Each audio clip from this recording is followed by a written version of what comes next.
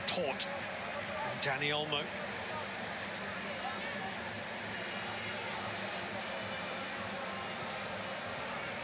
Rodri moves it into Cucurella. They make it look so easy. Baena. And Rodri off target.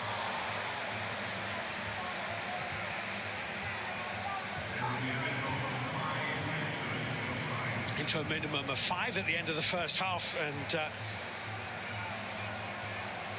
he's just put under a little bit of pressure, isn't he, by Aldosari in midfield, getting out, putting that pressure on. But I think Wayne mentioned it before, that there wasn't enough pressure from the Saudis against Uruguay in the first game. They sat off them, they allowed them to play at times. You cannot do that against Spain. They're such a quality act. Well, stiffer test will lie ahead for sure, but Spain have shown in this first half just how good they are. They've played some wonderful football in this half, and Saudi Arabia have been befuddled by it to a large degree. Lamine Yamal.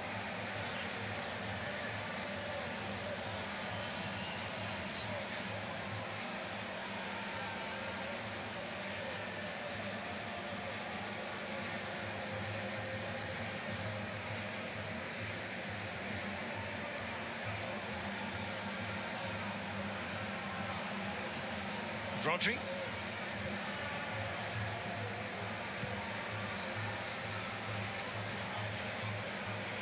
Not sure if you can hear the Spanish commentator at home. I can just hear him in the background. His pace never relents or changes. The Spanish football goes slow, slow, quick, quick, quick sometimes, but he never relents.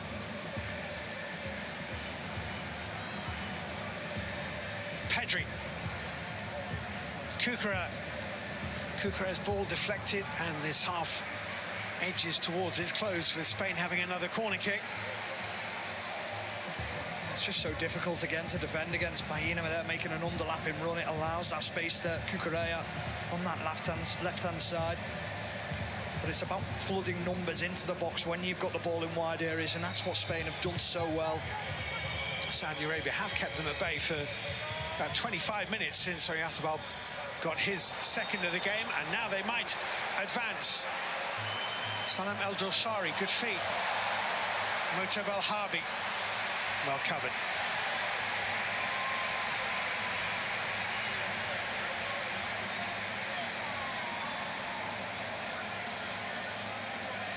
I just wonder whether he made the wrong choice there. Aljuno had made a run down the right-hand side, and he was the player, would have found himself in a 1v1 situation.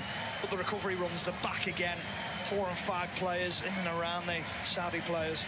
Ali Lachami, it's his first start since March of last year. Launches the throw in, it's deflected. Unai Simon not sure whether to come or not. Cleared away by Rodri.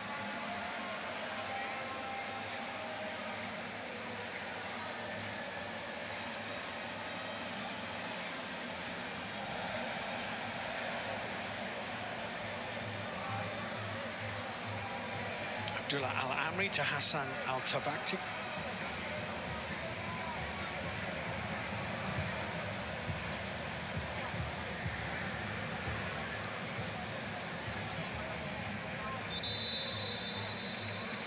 Coming back from an offside position, I think, Musa Baldouet.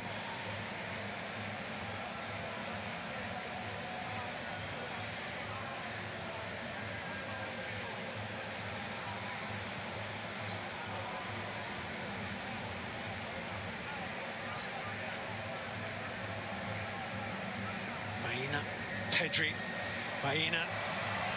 Oyarzabal didn't make the contact he was looking for, not quite. Made a bit of contact with Salam Al-Dosari, actually. It's just that play again, though, as Baena comes in, a little 1-2. Such a hard one for fullbacks to defend against, because you do get drawn towards the ball rather than the player who's making the run in behind you, and you can see that just a fraction late, catches Al-Dosari.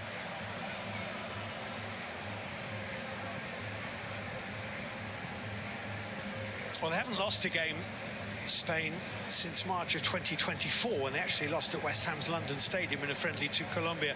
They did lose on penalties to Portugal in the Nations League final of 2025 in Munich, but it's a long unbeaten run which is going to be extended in Atlanta, that's for sure. And the supporters inside this stadium have hugely enjoyed that performance. It was 3 goals in the space of not much more than 3 minutes.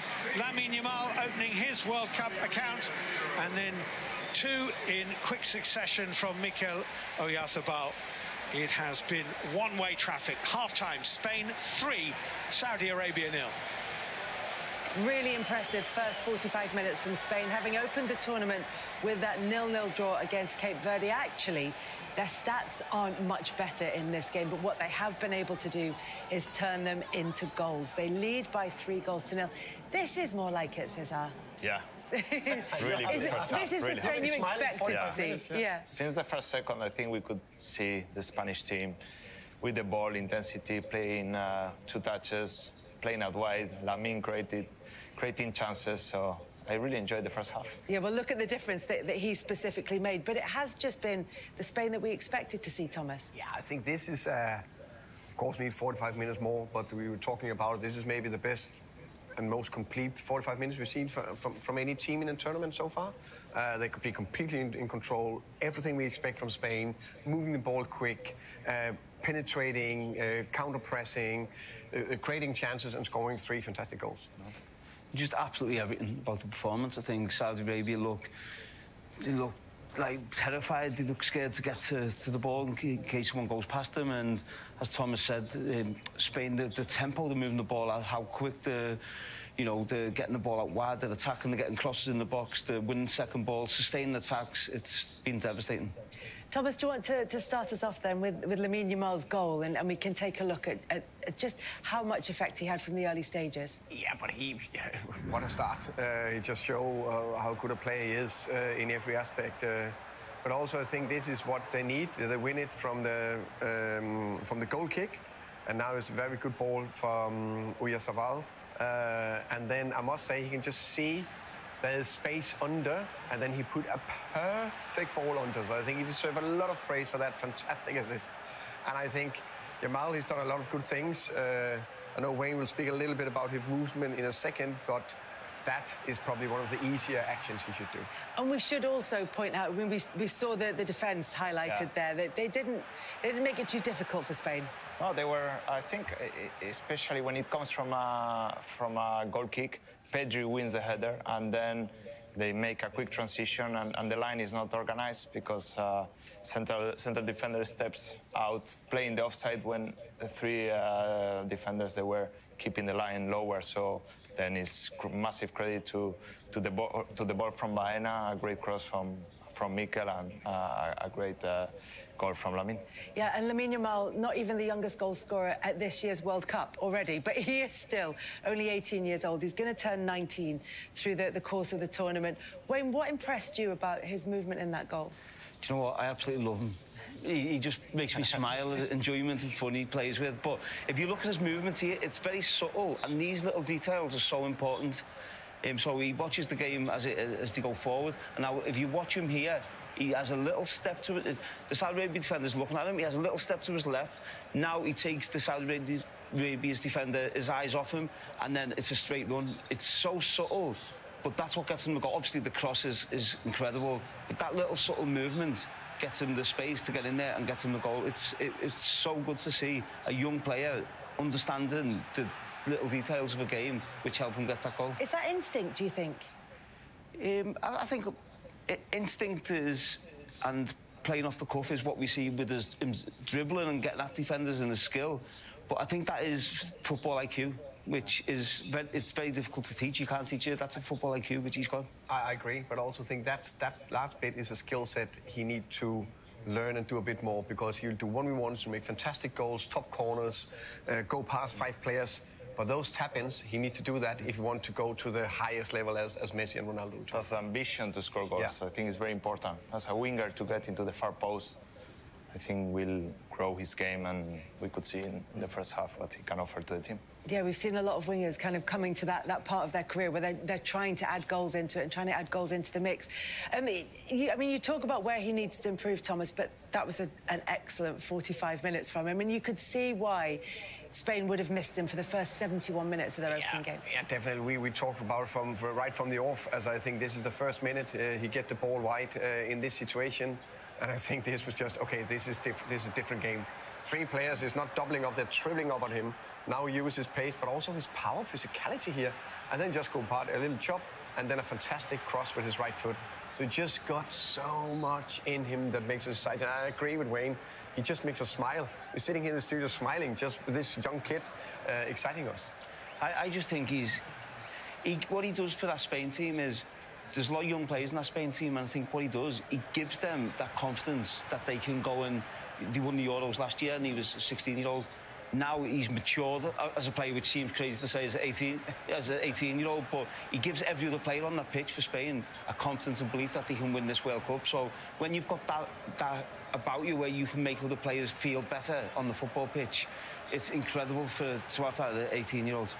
And the fact that he has improved and improved so quickly over such a short space of time in what hasn't been a very long career at all, Cesar, how impressive is that from an older player who's been in the dressing room with him to watch his ability to adapt and to develop? What do you think? It's very impressive, and also with intensity to press. Yeah. We didn't need to show that one, is it? That shows he's human. Glossing over that, yeah. Yeah, to press the defenders. Also in the last minutes of the first half, he was sprinting back from a corner kick to gain the ball and to give a throw-in away. So I think that's the mentality that will keep pushing him to be even better. And the other thing that it's done is affect the players around about him. I know there were 4 changes in all, but particularly the presence of Yamal has really helped Oyarzabal, who had not the greatest of opening games. Yeah. With Lamine on the wing, he can create the movement. We see here Mikel Oyarzabal running into the first post, a great flick. And then also the mentality to get back into play and great touch and great finish. He's having a better first half than against Cape Verde, because we see he's making runs, he's creating spaces for his teammates. 2 goals, 1 assist. For a striker, Wayne can say the same. It's very important for the confidence. It's very important, and I think for a striker, when we talk about instinct, that's what's got him his second goal, I think, is being instinctive, knowing where the ball's going to land and being alive, when everyone else switches off, maybe, you get yourself in the right position. And I think this is a fantastic goal. You look at Porro's position, we spoke about that off air. He's in a very difficult position for Saudi Arabia to pick up, and then it's a really good cross. Cucurella, the other full-back, coming in at the back post, and then just being in the middle of the goal, being in the right areas. When you talk about building your goal tally up for the season, I know this is obviously a World Cup, these are the positions you need to be in, and we've seen Ruud van Nistelrooy, players like that, of that talent, get so many goals like this, and people would ask, why does he always get these little tap-ins? Because instinctively you end up in the right place. We made enough. He's alive. I think you said one word. He's like constantly alive. You can see that he's doing 4 different movements, constantly looking after the ball, and then where will the ball? Yeah, he smells it. Yeah, so it's fantastic. I'm sorry to interrupt there, Thomas. Just to say that we made such a fuss about Oyarzabal's inability to even touch the ball in the first 31 minutes of the opening game against Cape Verde.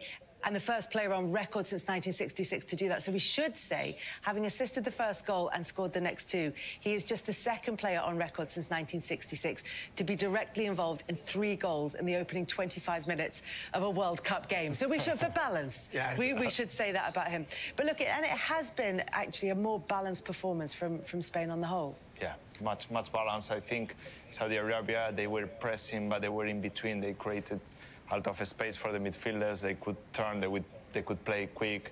They had 2 players wide, like Lamine and Baena on the left side, so they created from different situations a lot of chances, and Oyarzabal was making great runs.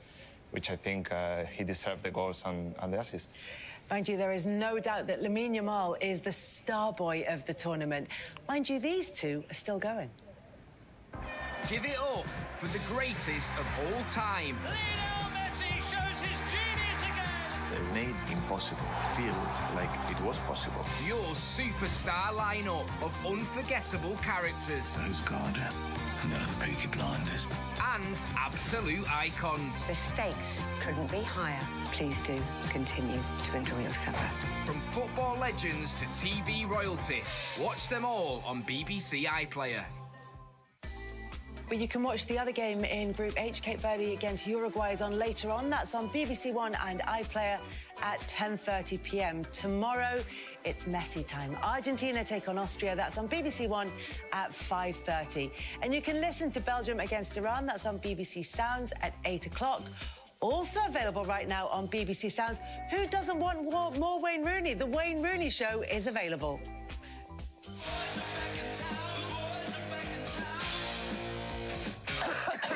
We have to get rich. We're looking to expand the organisation. And me and Con are going to be the Dons.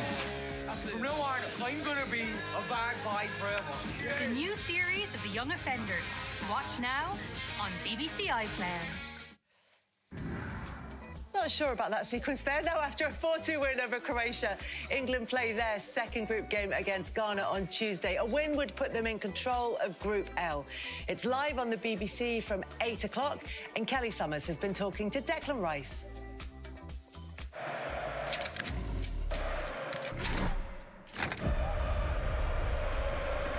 Let's reflect on Croatia then.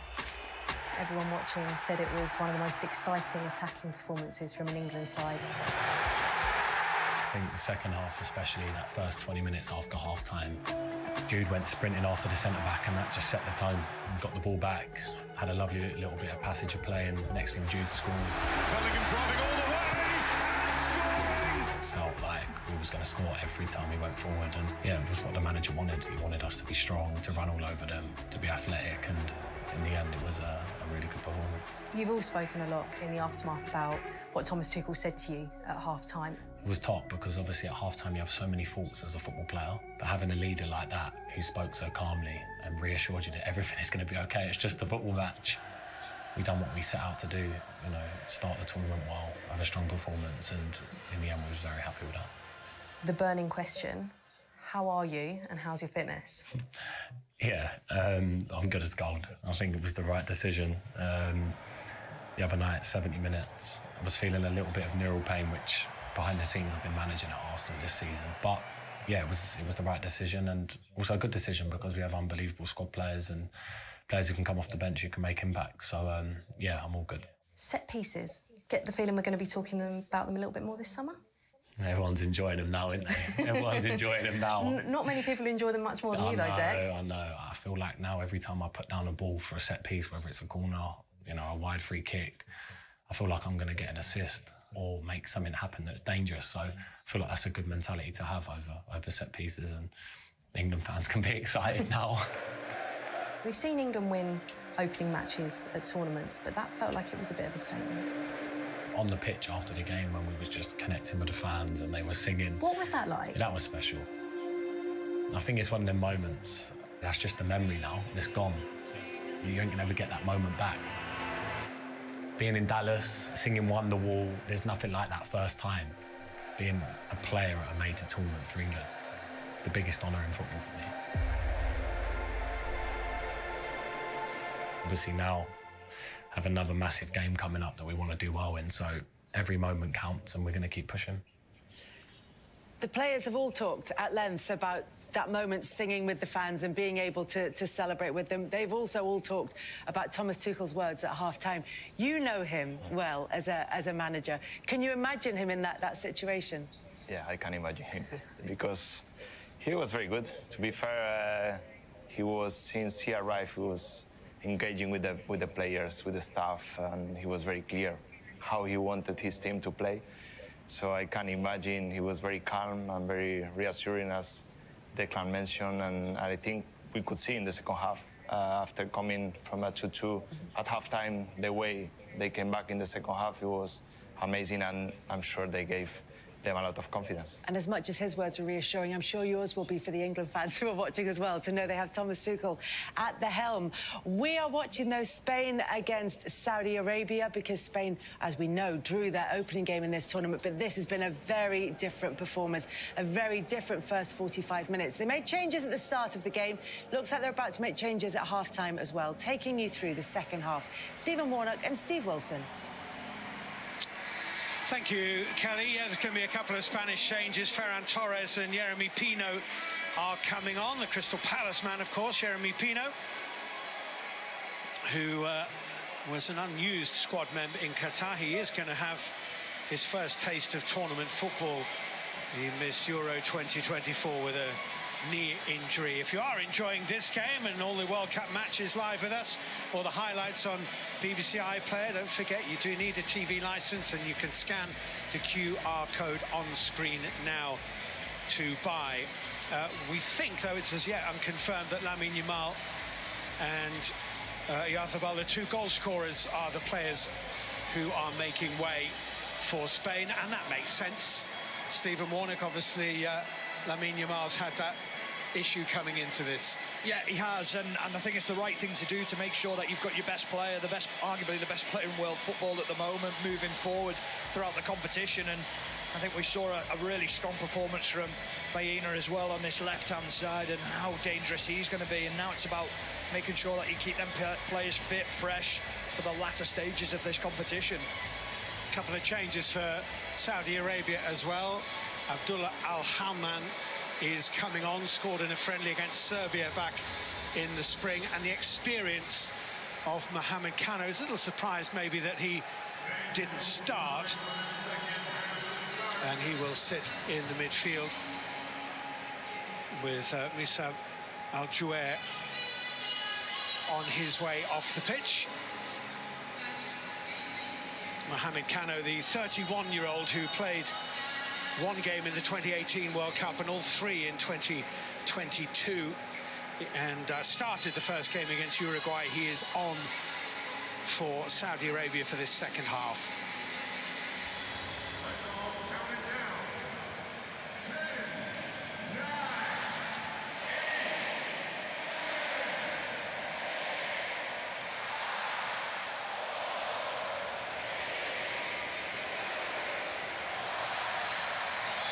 So 3-0, Spain lead, kicking from right to left in the second half, with both their goal scorers withdrawn, and Dani Olmo now playing down the middle, Yeremy Pino out on the right-hand side, and Ferran Torres along there with Olmo. Well, let's face it, they all attack at some point or other, don't they?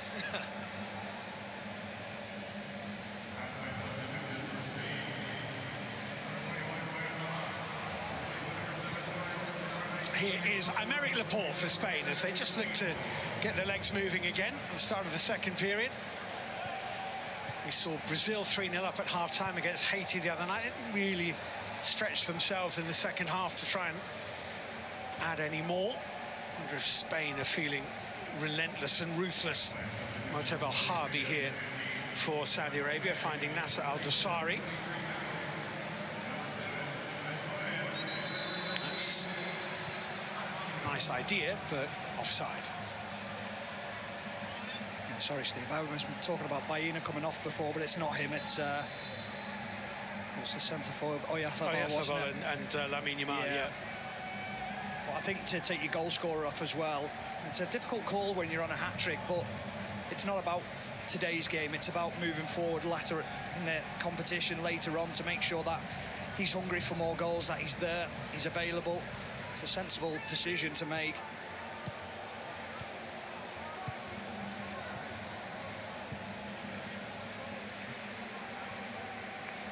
Cucurella. Pedri. Rodri. Dani Olmo.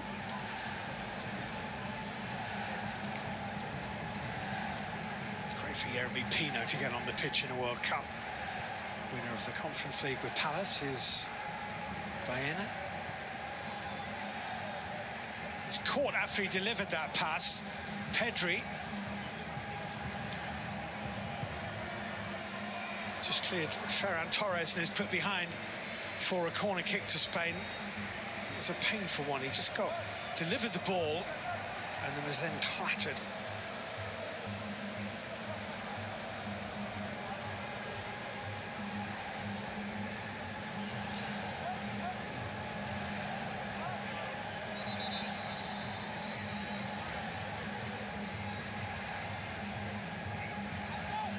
Rodri sneaking around the back post. Referee just wants to calm that down in there.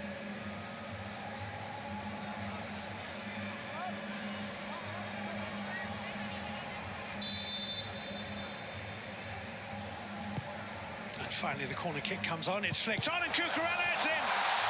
It's another own goal.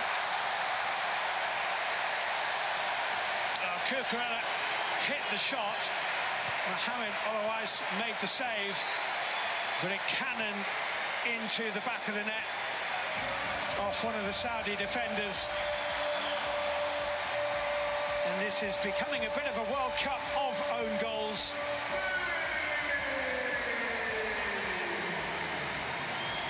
It's gone in off Motab Al-Harbi in the end. Cucurella's shot.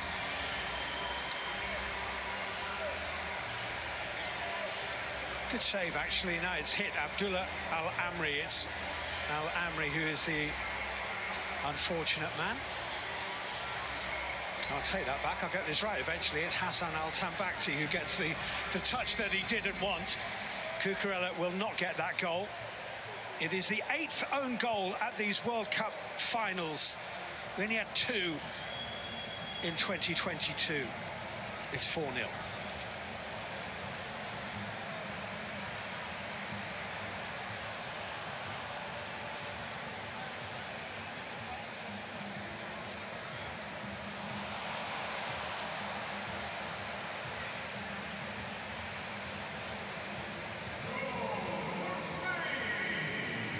To feel for him, Hassan Al-Tambakti.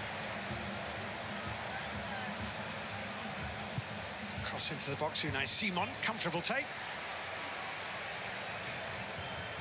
Rodri.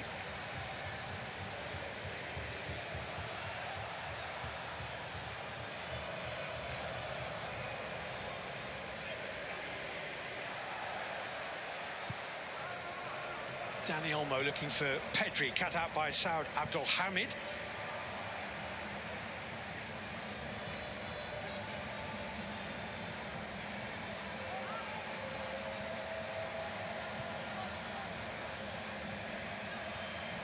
Beautiful, lovely. Ferran Torres.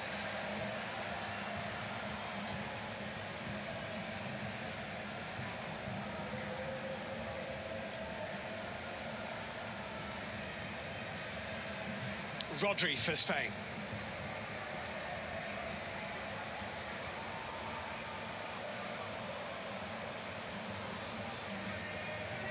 Beat Costa Rica 7-0 in the last World Cup, you may recall. It's their biggest ever win at a World Cup finals. It's a record they could break, you feel, if they really wanted to, but whether they want to at this early stage of the tournament, who knows? Alex Baena, after that, they can't reach it. It won't be at the forefront of their mind, Steves, but they'll know there's more goals in this game and they'll know that confidence can grow. An opportunity for people to get on the score sheet. And they'll certainly want that. It was a lovely move from Ferran Torres towards the near post. He might not initially get the flick, but it just drew a few players towards him. A couple of Saudi players get sucked under the ball. Good position from Cucurella at the back post.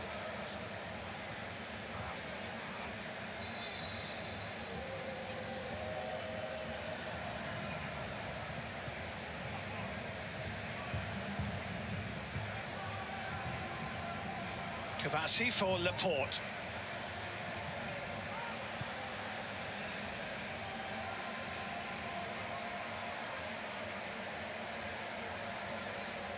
Walking pace to Rodri. And then they ping it into Pedro Porro, who's in on goal here. Oloais with the save, Ferran Torres with a header, and the double save from Mohamed Oloais. Pedro Porro was racing in on goal, hoping for a first ever international strike.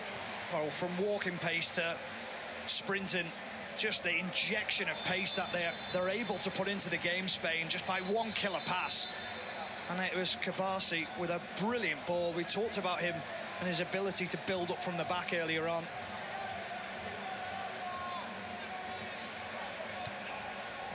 Saud Abdul Hamid. Abdullah Al-Amri. Alouais. This is Mohamed Kano with a touch around the corner to Faras Al-Brikan, who's lost out. Baena for Pedri, Pedri for Dani Olmo.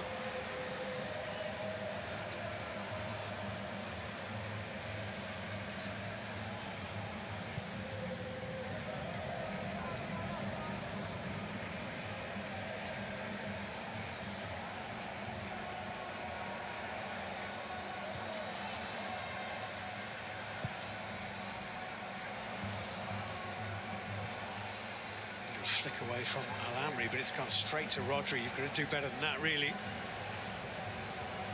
Dani Olmo's touch couldn't get through Moto Belhabi. That might be a foul by Pedro Porro. It is. It's a free kick to Saudi Arabia. Spain-Uruguay will be a good game in Guadalajara. Final game in Group H. That's that ball through to Pedro Porro. It's just brilliant from Kabasi, but the run from Porro, he knows he's got his wide man, knows Pino's hugging that line, and there's a gap in between. And I talked before about who'd you pick up if you're a Saudi player in that back five. It's so difficult.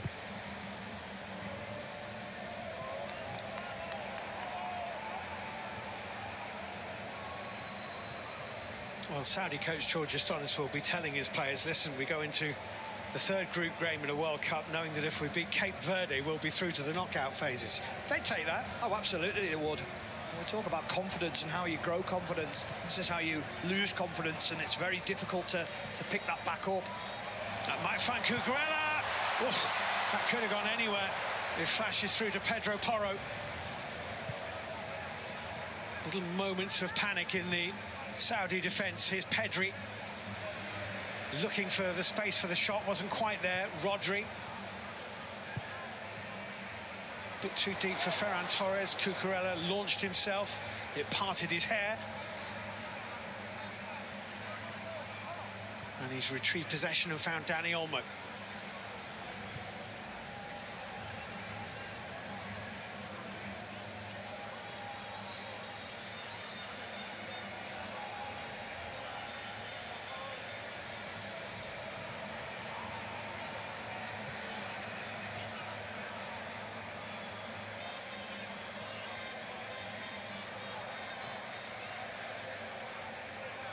Cucurella, Rodri, every white jersey between the ball and the goal. And that's how it's been for a lot of this game.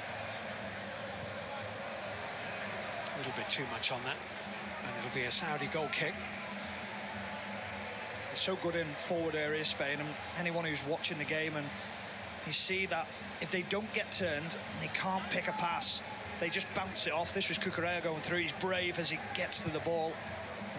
Almost led to another opportunity, but they don't try and turn into players on the edge of the box. They know that unless they get a clear shout of turn, they just bounce it, they lend the pass, and then they find another shirt in space.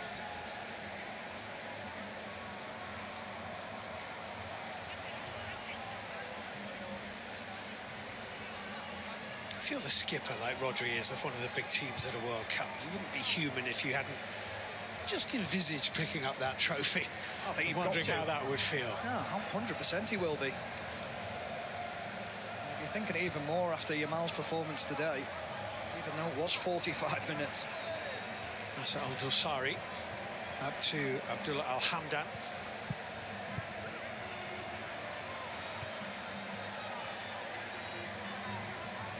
That almost becomes his job now on the pitch, Steve, is to keep the players hungry to score more goals, to have that killer instinct in front of goal. It was talked about against Cape Verde where they were trying to walk the ball in, they were poor in front of goal. Well, you've got to improve that, and what better way to improve it than against the team in the World Cup in the second game.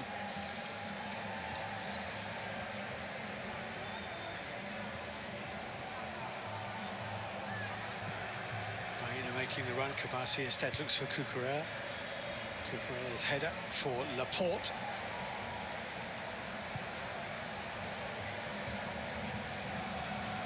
Pinged away to the back, peddling Pedri.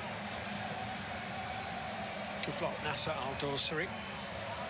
He loses the ball, Pedri, and straight away on the press goes and intercepts that forward ball. There he is, Fernando Hierro. I was going to say this in the first half. Yuri Djorkaeff alongside him, actually, to his right-hand side. You'll remember 2 days before the start of their campaign, Spain in the 2018 World Cup, they sacked Lopetegui because they discovered he'd been accepting the job at Real Madrid. Fernando Hierro took over. And Michel Salgado as well, a former teammate of mine at Blackburn. He did okay, didn't he? He was a good player. Wonder where he ranks playing for Blackburn in his list of achievements. Oh, he enjoyed his time. Yeah. He loved it. Some player. Phenomenal player. Yuri Djorkaeff, their French World Cup winner, alongside Fernando Hierro. Was he on his phone or asleep? I think he was just purring at the performance from Spain, maybe. I remember when he used to play for Kaiserslautern, he had a UEFA Cup tie against George Graham's Tottenham Hotspur, and Yuri Djorkaeff missed it because he had a ruptured testicle, which I thought was one you want to avoid. Oh.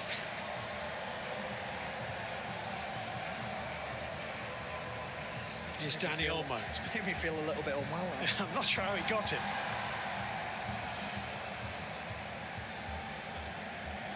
Cucurella taking it away from Farasel Brican. That's painful.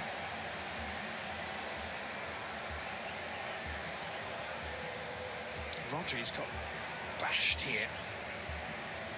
Ooh, yeah, it's right on the nose, isn't it? Yeah, it's That's right on really the end of painful. It. He's kicking his feet on the floor as he went down. It will be a very sore one for Rodri. Purely accidental, though. Yeah, it is a yellow card, though, for Mohamed Kano, the most experienced, really, of this Saudi side. Playing his 6th game in World Cup finals, into the book.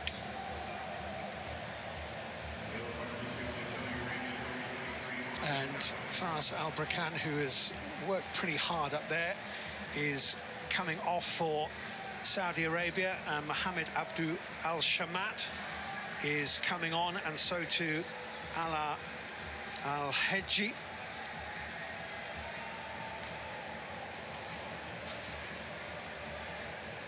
Al-Hedji only made his debut right at the end of May in a defeat to Ecuador in a friendly, but he gets on for what's only a 5th cap at the age of 30, a late starter. And Abdu Al-Shamat comes on. And Rodri is okay, but that was painful. Going to see Nico Williams and Mikel Merino in a minute.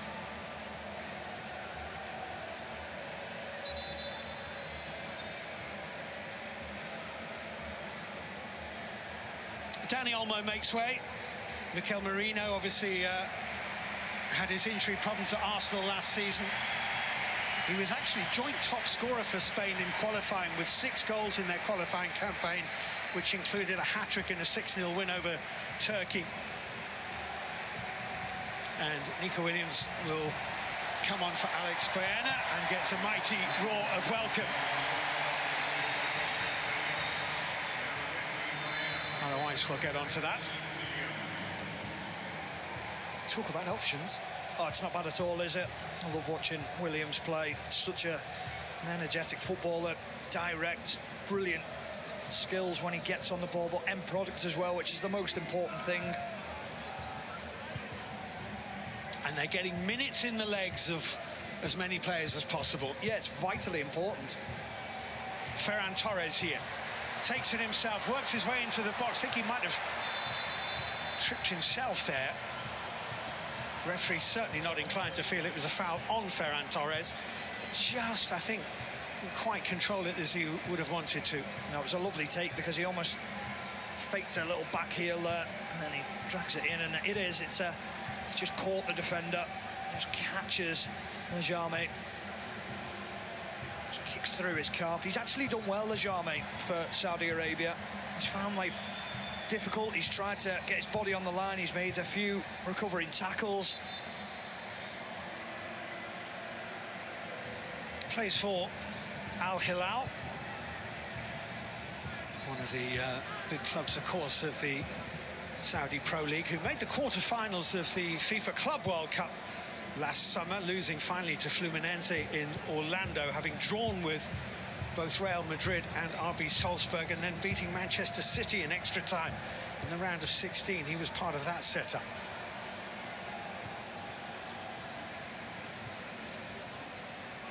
Pedri being chased determinedly, but holding off the challenge. He didn't hold off the challenge of Nasser Al-Dosari, though. He has won it cleanly.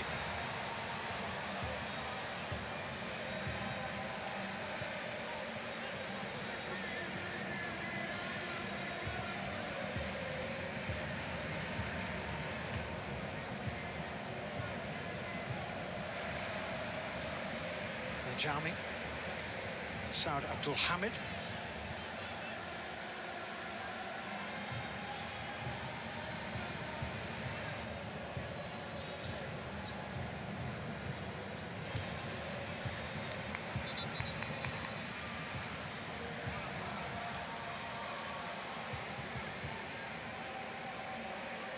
He played for Blackburn as well. The 96-97 season, Greek international Georgios Donis. Well, his job tonight will just simply be to pick the players back up, to give them confidence, to believe that they're a decent enough team. Like you said before, Steve, they're not going to come up against many teams of this quality, but it's a learning curve for them. They've got to understand how difficult it is to play against teams like this. Oh, it's a lovely weighted ball to Ferran Torres. It's going wide. It's a great ball from Mikel Merino. What a dream of a pass. This was always the problem when you drop into a back four. It becomes all the gaps now. The pass is brilliant. Just goes round one of the centre halves, in between the other. And Ferran Torres, you just expect him to find a goal. Credit to Alois, he's quickly out. He's right in the face of Ferran Torres, making life difficult, making that goal shorter, smaller.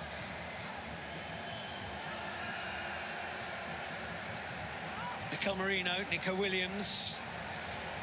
Boot was a little bit high there from Ali Lajami. Referees let it go. There he is, Lamine Yamal. First World Cup goal to look back upon. Nasser Al-Dosari.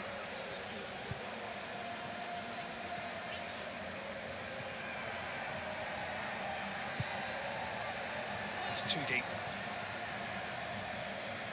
Can't think that Unai Simon has really had anything to do. Just trot back that first half effort from, was it Abdullah Al-Amri, tried to lob him from about 70 metres. Yeah, that was all, wasn't it? But again, you've got to be concentrated. There's been a couple of times where he's had to be a sweeper keeper. Laporte.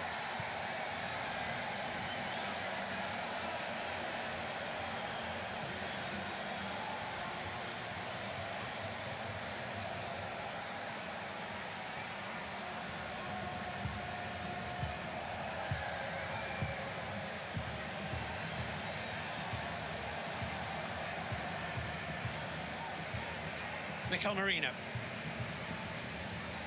Cucurella, they suddenly move the ball more quickly. Nico Williams.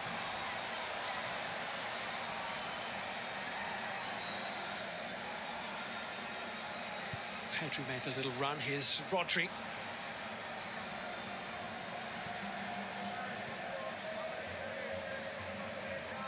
Pino. Rodri. Constantly scanning the Spain players when the ball comes into them, checking the shoulders, seeing who's around them. Pedri.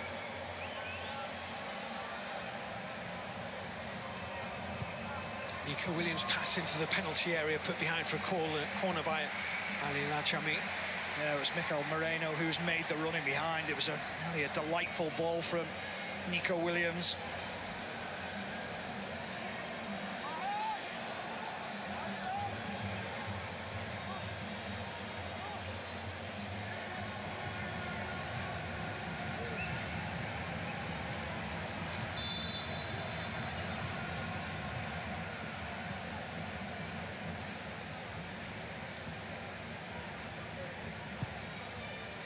Pedri's ball is deep. Rodri can reach it, but from an offside position, and it's going to be a free kick to Saudi Arabia. It might have been offside that time, but there's always an overload at the back post for Spain. They do it so well. When the balls go into the box, there's always a deeper player able to pick it up. Well, they're 4-0 up. They're 4-0 up. And cruising. If you scan the QR code on your screen now, you can have your say with BBC Sports player rater. Who has stood out for you? Well, most of them, to be honest, at one point or another. Most of those in red have been outstanding. They look as though they're very much in the stride now of this World Cup. Let's bring in Cesar Azpilicueta again. Cesar, you'll be beaming, I should think, in their stride now, Luis de la Fuente's side. Yeah, I think now they are managing minutes as well. They are getting more players into the competition, and I think they will have the ambition to score more goals, because we've seen it's very important to qualify for the next round. So also the confidence, I expect a bit more of the same. And just tell me if you're in that position and you're thinking, as Spain were, that had they finished runners-up in this group, which I don't think now is going to happen, then you've got a possibility of a very early, very big game against Argentina. Is that in the back of your mind? Yes, you don't want these kind of games that early, but the truth is you have to beat the best teams if you want to win the World Cup. But when Spain started this competition, their aim was to finish top of the group, and I'm sure they will do everything they can to win the group and then go into the next stage with a lot of confidence. Thank you very much, Cesar. Well, Marc Cucurella would have wanted that goal. It would have been his second in the colours of Spain had it been his, but it's not. It is the 8th own goal, and it's 4-0. What does Georgios Donis hope for from the next 20-odd minutes for his Saudi side? Just some kind of survival? Oh, don't concede any more goals. Just to make sure that you're playing being as compact as possible, making life difficult for Spain. But yeah, he'll just want the scoreline to stay the same. If they can maybe pinch a goal, perfect. But that's looking very difficult in this game. Pedri is replaced, and Fabian Ruiz comes on to get more minutes in this 3 months of this season, but it finished gloriously for him for Paris Saint-Germain with a back-to-back Champions League victory. He started the draw against Cape Verde, did Fabian Ruiz.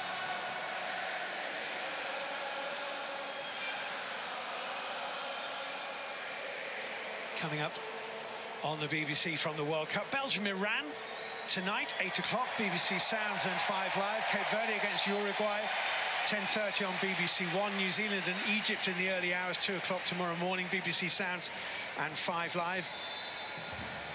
And if Cape Verde fail to beat Uruguay in that game on BBC One at 10:30, then it means that Spain will be guaranteed a space in the knockout phase.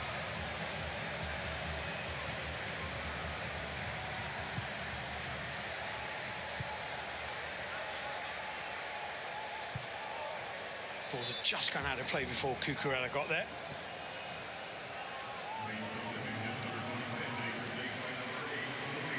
Confirmation of the change. Pedri off, Fabian Ruiz on.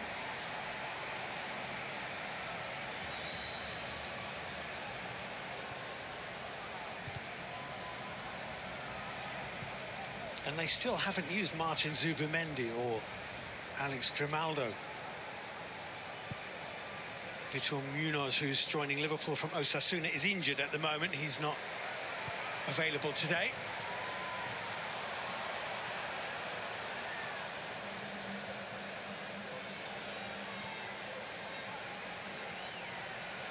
Well, they'd love it, Saudi Arabia, if they could just nick a goal. It's something to take to Houston for their last game against Cape Verde, and that's a nice little flip around the corner, and Moteb Al-Harbi is dispossessed by Rodri.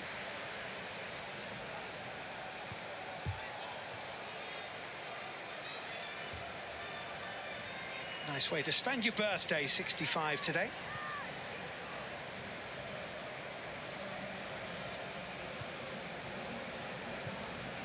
It couldn't have gone much better for them, could it? The way that they started the game, they've got that early dominance and then managed to score a quick couple of goals and just settled themselves, Spain. But they'll have come here with not an arrogance, but a real confidence about themselves that they could get this job done.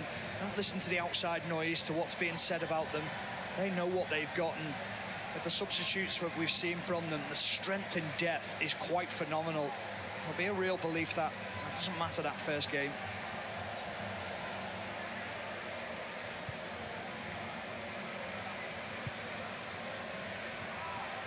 Header from Hassan Al-Tambakti. Mark Cucurella, Fabian Ruiz, Nico Williams,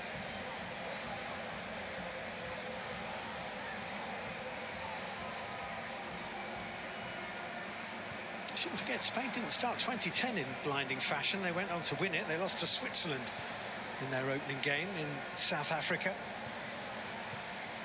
But it's not how you start, it's how you finish in a World Cup. Drilled in toward Ferran Torres, lifted away by Ali Lajami, holding it up or trying to hold it up. Abdullah Al-Hamdan was beaten to it. Fabian Ruiz with the forward ball, looking for the return, but Lajami slid in and clattered it as far as he could away from the Saudi goal.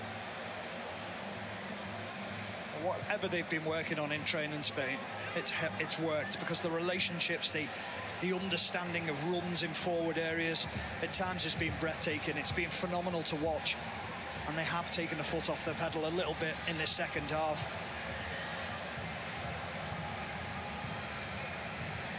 Laporte.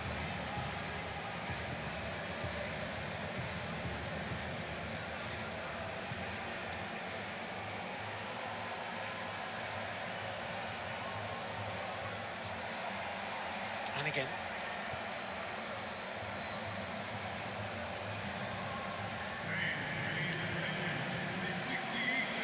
$68,239 in the house.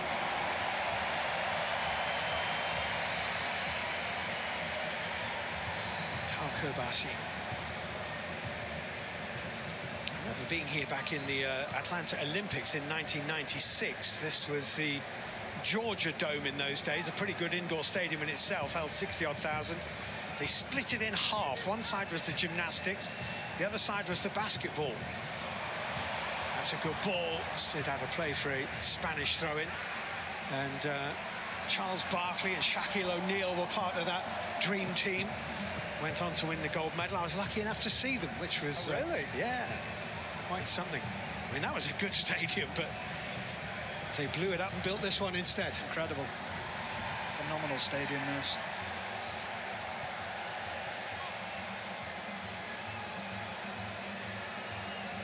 Some of my childhood memories watching the Atlanta games.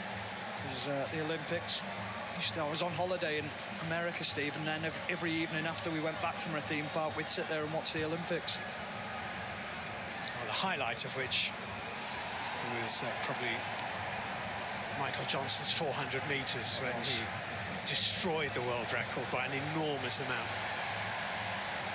And the iconic gold spikes. Oh, it's the the gold is the 200 metres he won. Yeah, he won the 400 as well, obviously, it goes without saying.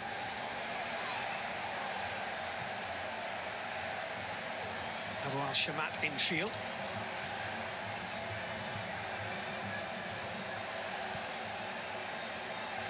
Abdul Hamid.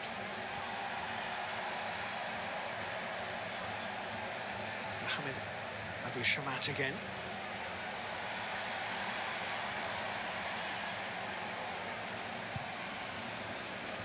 Long diagonal from Ali Lajami. It's interesting, you do occasionally, you see players having to shield their eyes as it's dropping. It's very, very bright, the enormous screen above us, and it can be a bit of a problem. We saw it in the Czech game against South Africa, didn't we? It was Patrick Schick when the cross came into him and he misplaced the header. It almost hit him on the chest, and then he looked up as if to say, I lost it in the light.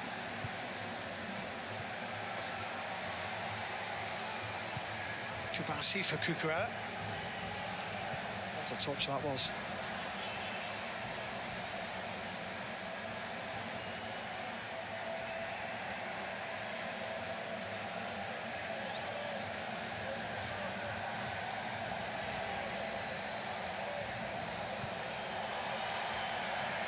This could be a Spanish throw-in. Feels like a training ground exercise now, doesn't it, for Spain? They've slowed the game right down. They've almost said, OK, enough's enough. Let's play within ourselves a little bit. Couldn't have gone much better for them, really.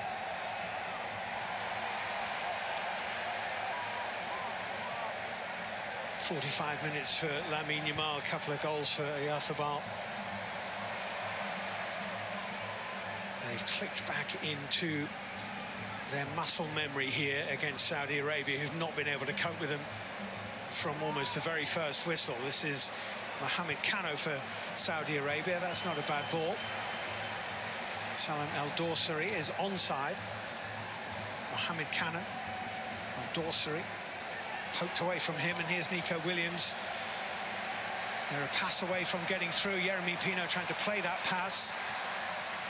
Back into Yeremy Pino. That was the intention from Ferran Torres. Didn't quite come off.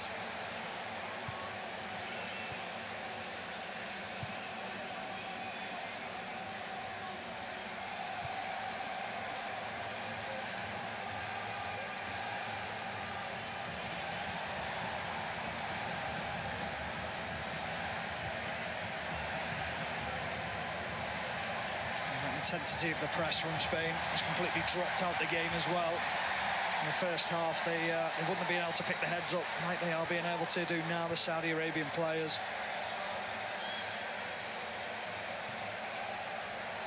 Abu Shamat back in field to Mohamed Kano, an exchange of pass with Abdullah Al Hamdan. Salam El Dorsari.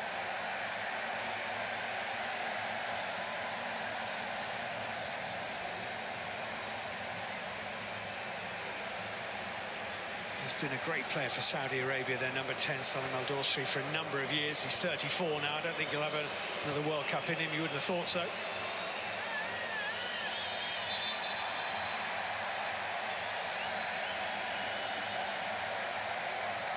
Into the last 10. And that's nicked through to Abdullah Al Hamdan, who hits it, and Unai Simon has a save to make. Certainly the toughest thing the Spanish keeper has had to do this afternoon. It just wasn't hit with any real intent, was it? It was almost a hope that he was going to get it on target, Al Hamdan.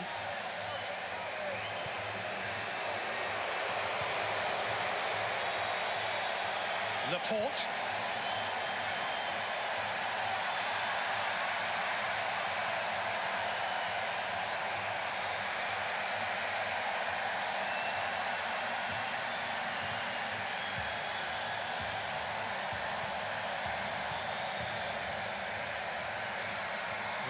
Quickly rectified, flipped up to Fabian Ruiz, moving it first time to Nico Williams.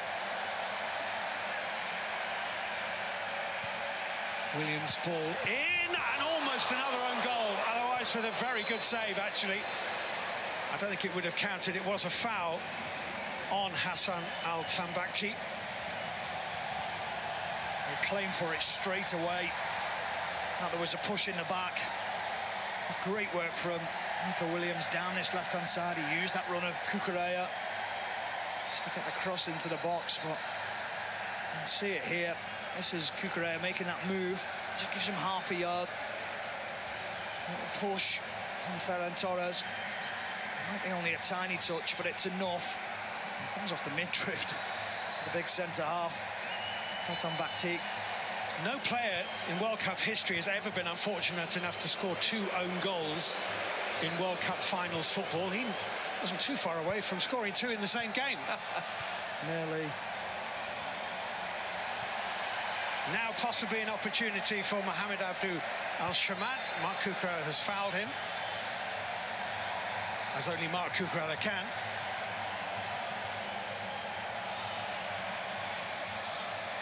He's a good player though, isn't he, Cucurella? You can see that moves going to Real Madrid, his time at Chelsea, how he improved as a 1v1 defender. That's what they're saying in the studio beforehand, wasn't it? If you're playing against him, he's quite easy not to like, but if he's in your team, absolutely, you're very glad to have him. 100%. He's a winner. He cares about it, and that's the biggest thing. I remember watching him for Spain in the Olympics a few years back. I thought, keep my eye on him, and then Brighton signed him straight off the back of it. Otherwise, a bit fortunate that that slightly shanked clearance found a teammate. Saad Abdul Hamid.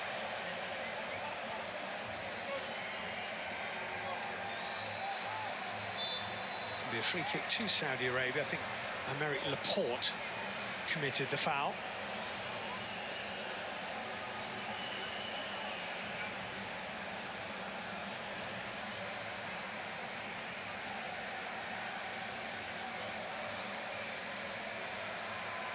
First impression was he made a lot of it, Al-Dawsari, but you see that Laporte knows exactly what he's doing, just moves that shoulder out ever so slightly.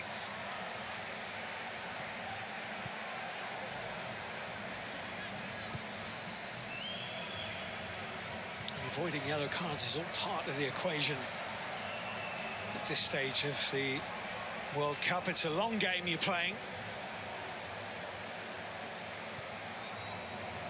Pedri got one against Cape Verde, but none today for the Spanish. So far, Fabian Ruiz, Kubasi, Mikel Merino, Pedro Porro.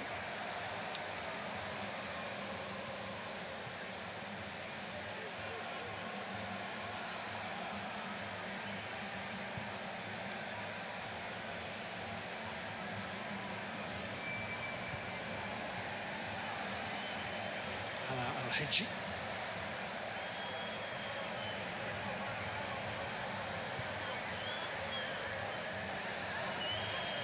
There's a lot of room on the right-hand side here for Saad Abdul Hamid, and that's where it's gone. He's controlled that quite neatly on his chest. Nodded firmly away by Laporte.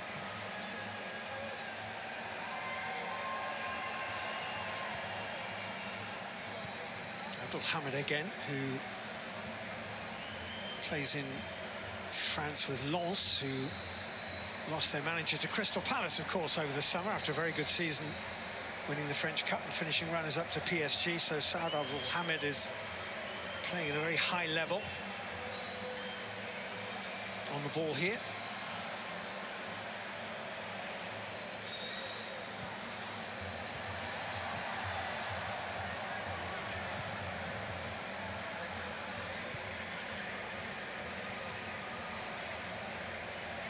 This may be as long a spell of possession in the game that Saudi Arabia have had. Mohamed Abdul Al-Shamat.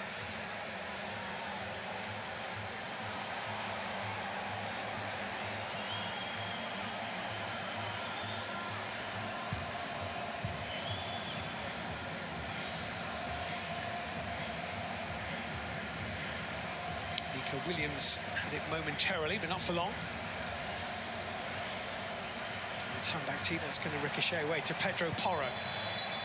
Referee stop play, head injury. Yeah, it's the two players collided with each other from Saudi Arabia. It did look a nasty one when I first saw it. Wasn't really any clear communication who was going up for the header.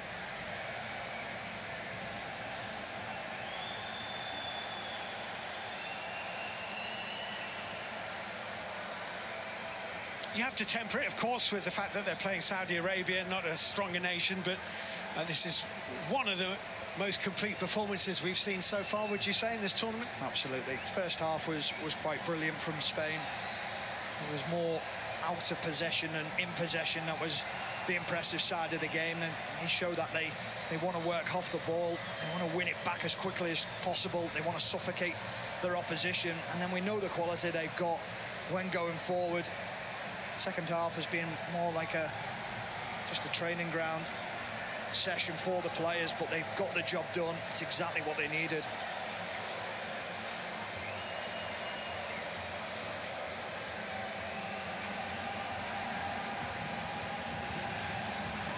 They'll be heading to Houston for that big game against Cape Verde, hoping that they can get the win, which would secure only their second ever game of knockout football at a World Cup finals.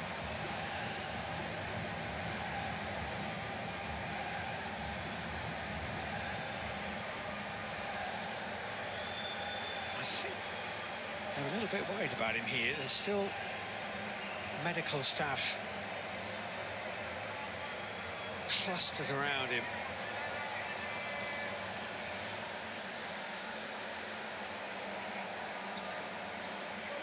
Well, it must be a cut, mustn't it, Steve? That's why they're taking the time.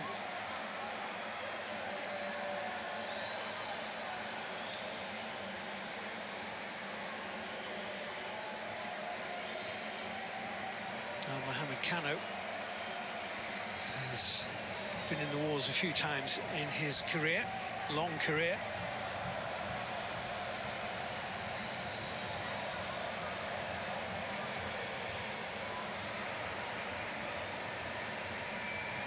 And I suspect they're not going to take any chances here. Khalid Al-Ghanam is coming on. Tying up Mohamed Kano. Yeah, he'll just have to change his shirt, won't he, with blood on his shirt. Khalid Al-Ghanam plays for Al-Ettifaq. Won his first cap for 4 years in the spring in a friendly against Egypt. And he'll be on shortly. But I don't think Mohamed Kano is going to be coming off. He looks game for some more.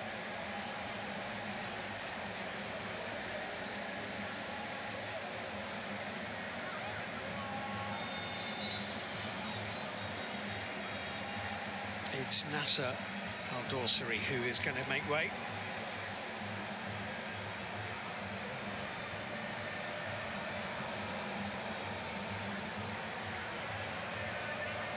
So on comes Khalid Al-Ghanam.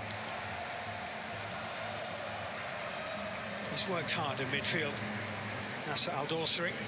I think they all have, Steve. I think it's just a question of quality and the physical quality as well. Often we talk about the technical quality, but there's a gulfing class in fitness levels as well.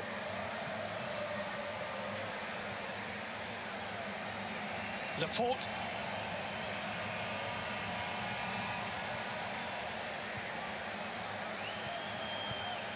Minimum of 6 to add on. Pau Kerbassi for Spain to Aymeric Laporte.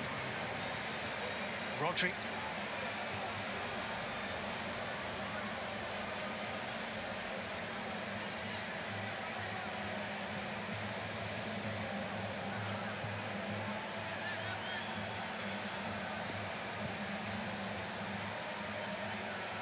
Pedro Porro.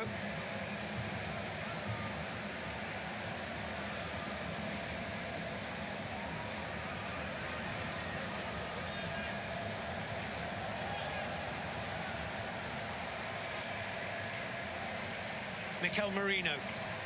What a lovely ball it was. He played for Ferran Torres. It deserved a goal.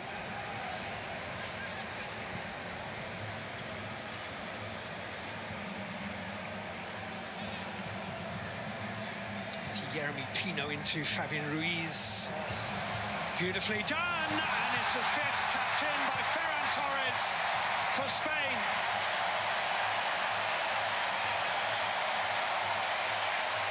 Flag has stayed down from Rodrigo Figueroa on the far side.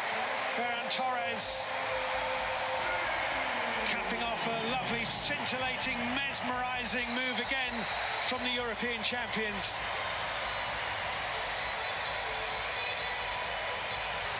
People talking about that interplay in forward areas, just this little nutmeg into the path, and then that ball across. Ferran Torres, he looks like he's level, looks like he's onside. And Fabian Ruiz with that lovely little ball. It will be looked at by VAR. Yeah, Nicolas Gallo of Colombia is the video assistant referee. On-pitch decision is goal, but obviously there is a check going on, and Rafael Klaus, the Brazilian referee, is waiting for that to be completed. It was at the least very tight. Well, it must be tight, Steve, because it's taken a little bit of time just to check it. It looked like it was the the left fullback who was possibly playing Ferran Torres onside.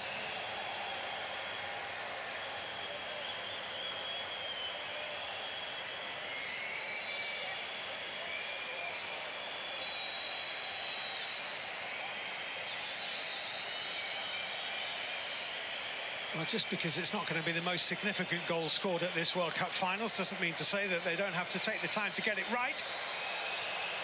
Be significant to Ferran Torres.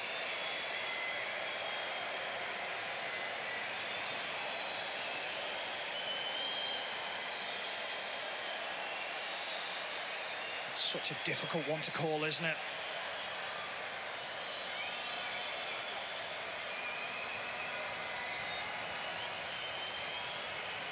The VAR team are working hard on this.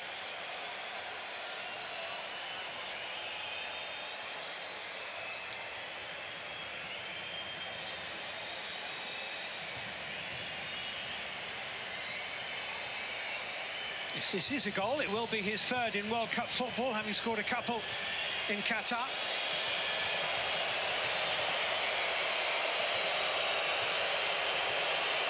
The crowd are not taking kindly to the wait. It's too long. It is. It's too long. You need to look at it this closely. It's a real problem.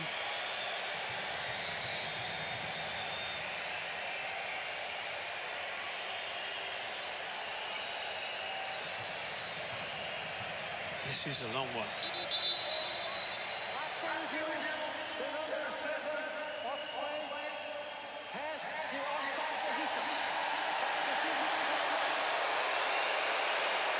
So his goal is rubbed out.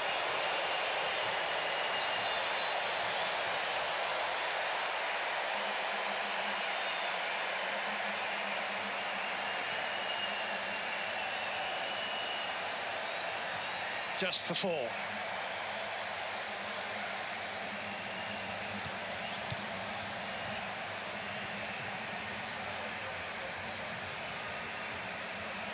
Though there's still time for a fifth. Nico Williams has it just taken away from him in the nick of time by Ali Lajami. Saad Abdulhamid with the ball down the line. It's come off Mark Cucurella, has it? Unai Simon is eager to prevent a corner and has, but it is a Saudi throw. He'll want back-to-back clean sheets to start this World Cup, that's for sure. Hold back forward and the goalkeeper. Probably Rodri as well, who screens in front. They want to make sure that they go into games where the opposition psychologically are thinking this is a difficult team to break down. Not only do they have quality going forward, but they're a stubborn backline as well. Tied it up very efficiently, as you would expect, by Rodri. Pau Kerbasi just examining the end of his boot, having been slightly trodden on.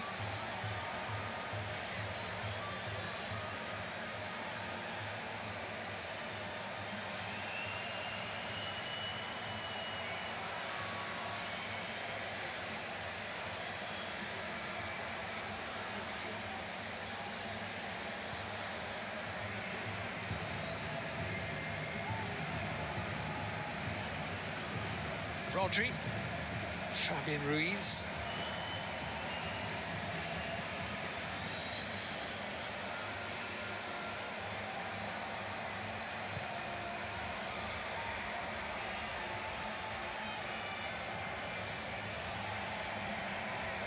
Cucurella.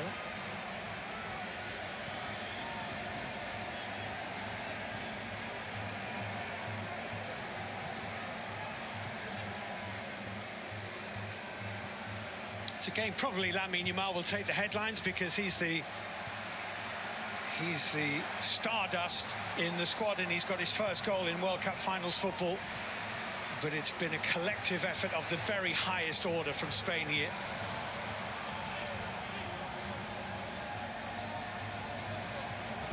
Pedro Porro's ball in. A skimming header away, Spain will have the throw. Yeah, I think that's the interesting part, isn't it, Steve? They're not heavily reliant on Yamal just to win them games individually. All over the pitch, that movement, that creativity, it's evident to see.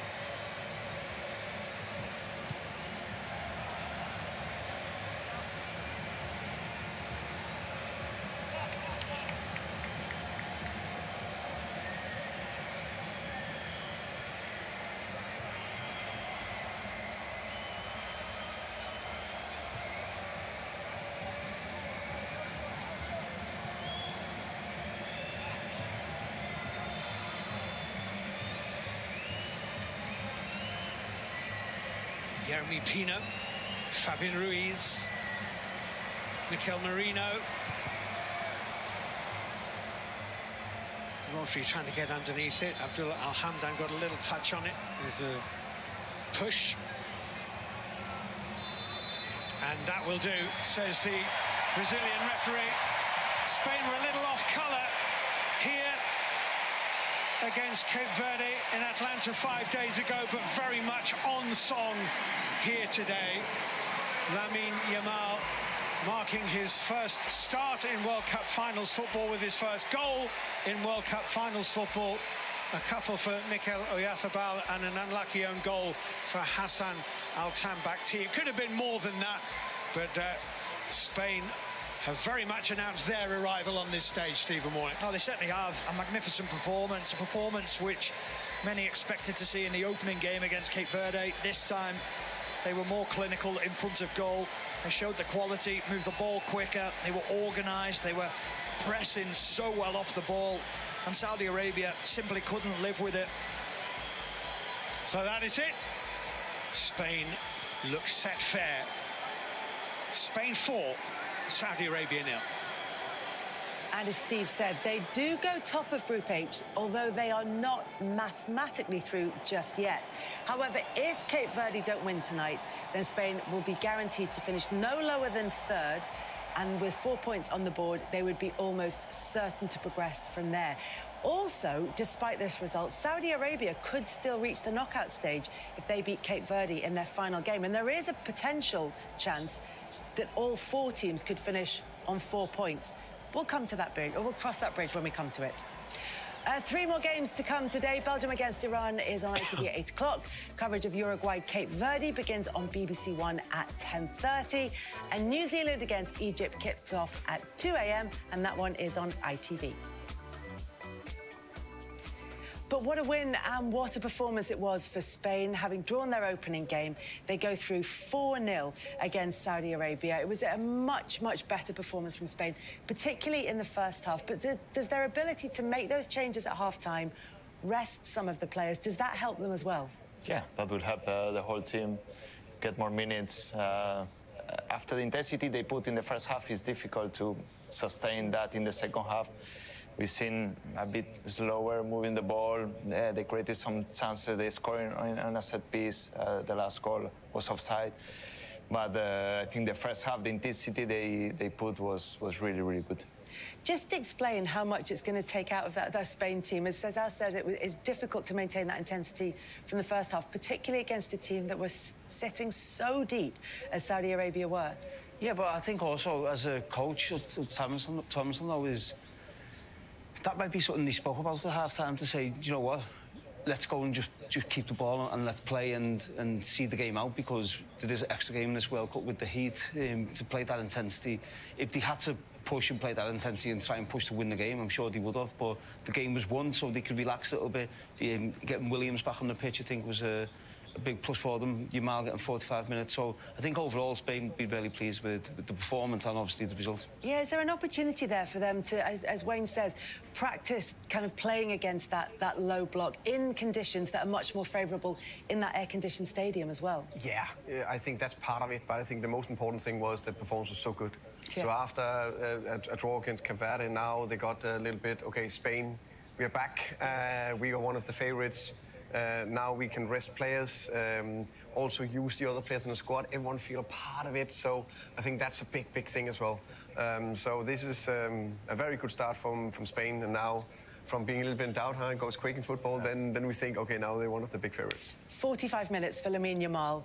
He started the game. You said beforehand, you all said what a difference he would make to that Spain side, and we saw it right from the beginning. Yeah, I think what we've seen from him is the way he was attacking defenders, but also the space. I think was very important. Like here, we've seen his goal. He's attacking the far post, which is very important for a winger. And that tap-in was his game is growing, is improving. Still 18, as we mentioned, and he will keep adding things to his game, like these kind of actions. There are the eye-catching moments from him, and there are also the more subtle moments as well, Wayne. Yeah, obviously on that goal, the details of that goal was so subtle, but it's incredible. But we mentioned at half-time as well, him running back and helping his team out. When you get a big player who is willing to put the work in, willing to run back, willing to help out, the impact that has on the rest of the team, they'll be looking at thinking, we've got, you know, a superstar running back and helping out defensively. That means everyone else has to do it, whether they like it or not. And I'm just so excited to watch him in the rest of this World Cup, and I'm sure that's come across. I'm so excited. He's such an enjoyable player to watch. I mean, they're managing his minutes. 71 minutes he came on in the first game. Only played 45 in this one. And look, we always say with young players, we don't want to get too carried away, and we don't want to make comparisons with, for example, Lionel Messi. What we are going to do, Thomas, is make comparisons with Lionel Messi and take a look at how they've performed in their first 4 seasons, comparatively speaking, only because they're both young, exciting players. Yeah, exactly. And Messi has been the best player in the world for the last 15 years or something like that. And now there's maybe one player. Mbappe was maybe the one that could get up there. Neymar, you know, you talked about that. I know there was this Messi-Ronaldo run together. But this is so impressive stats. When you look at those stats, I'm thinking, wow. Yeah, I was a little bit surprised when you asked for them that this is actually, he is beating him. I mean, he's 2 years younger. So this is super, super impressive. I think it's so exciting to see if he can keep it up. We talked about Messi, that's one thing. Ronaldo, and Wayne, you played Ronaldo. You played against Messi plenty of times. You've seen them, you know, and also how difficult it is to keep that unbelievable determination to go year in, year out. Yeah, I think for Messi and Ronaldo, the dedication, how they've applied, the application they've had in terms of their career, that's the reason they're both playing in this World Cup, because they've done everything right. Hopefully, Yamal can do that. But I think what's really impressive to me is when Messi came into that Barcelona team, you know, you had some top players. There was a crossover with Ronaldinho as well. And with Yamal, I think it's a little bit different. He's come into Barcelona team, he's come into the Spain team, and they're his team. He's the main man. Everyone is looking to him to win them. Obviously, a big part to win the last Euros. He'll be a big part in why he potentially might win the World Cup. So that's what really impresses me. He's taking that pressure on at such a young age. You know, in the Euros, he was still doing GCSEs, so he hasn't got that to worry about in this one. So he'll perform even more now. Yeah, so that's what really impresses me, that he's taking this in, and you just hope that he can do that for, you know, the next 15, 20 years, the same way as Cristiano and Lionel Messi have. As someone who's been a senior player in the dressing room with him, is he a player who's able to take on that kind of advice? Does he admire that perspective? You can give a bit of advice, but when you see a young player like this with the confidence, with the freedom, he can create a lot of things that I couldn't teach. You know, I'm more maybe tactically where I can give some advice, or dressing room codes, but after when he's on the pitch, I mean, he knows how to create the chance, how to take on defenders, where to stand and where to get the ball, and from there I think he keeps growing every single game. But sometimes with young players, they don't always want the ball, and they come in and out of games, and he's always in the game. And I think the biggest, you know, respect you can show him from his teammates, especially as every time they get the ball, they look for him, they want to give him the ball, he never shies away from it. Yeah, and he always wants it. Yeah, always wanted, but also we talk about, okay, there's the determination, the application to keep staying at this highest level. But also, how can he stay humble enough when he know everyone say he's the coming superstar? Everyone's speaking about the new Lionel Messi or Ronaldo or Mbappe. How can he stay humble enough, stay off all the scrutiny and all the trouble that will hit him the next 15 years? I think that's going to be the bit. That's difficult as well, because yeah. I struggled a bit with it when I was like in my early 20s, and I struggled to deal with the pressure and the scrutiny both on the pitch and more so off the pitch, and you hide that in, and I've done that for many years, and